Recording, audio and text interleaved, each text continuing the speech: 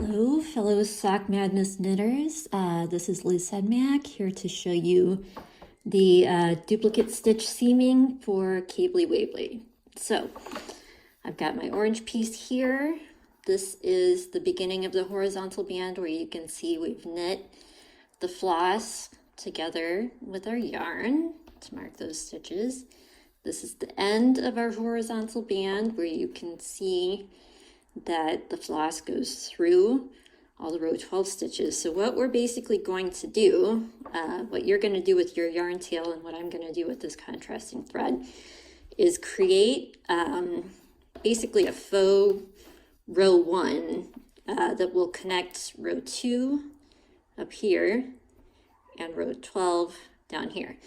And we're going to do that by coming up through the bottom of each stitch mark down here and following the floss across the top of the row 1 stitch up here. So we're going to be covering up that row 1 stitch with our yarn tail. So I've already attached the selvage. You guys will have a yarn tail. You can attach the selvage any way you want. It doesn't matter because that's going to be hidden after you do the pickup for the cuff. So our first stitch here is a KTBL. You can see it's marked. We go right through the middle of it. Excuse my yarn tail. Okay, now let's look here. Which way does the yarn go? It goes like this, right? It goes from left to right and under. So here we go. And go from left to right.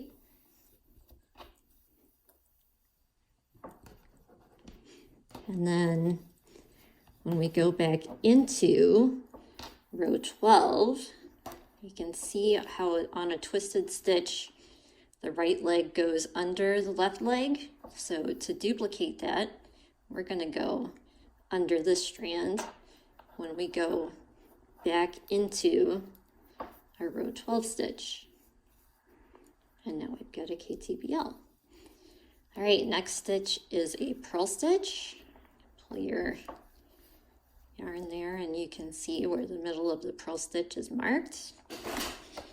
So I'm gonna come up in the middle of that purl stitch. Okay. And now how's the yarn going for the purl stitch up here? You can see right there, that's the top of the purl stitch. That's what we want to trace. How do we create that? Well, there are these little bars on the side of the top of the purl stitch. So we're going to go up through this one and down through that one. And that will trace us across the top of the purl stitch. So here we go. We're going to go up. I'm splitting my yarn. Up through this side.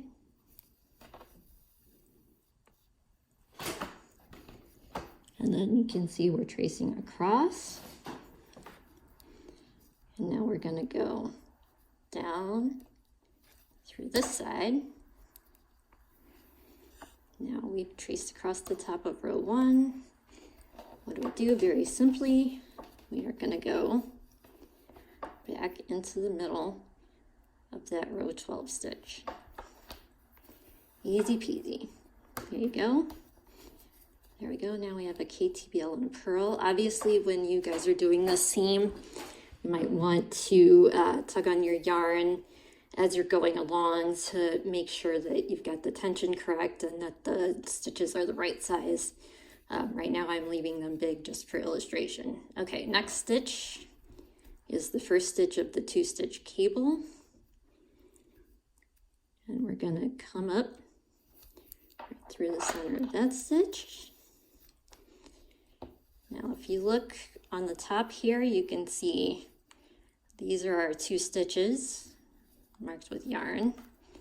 Might have to pull this out of the way a little to see where the yarn goes.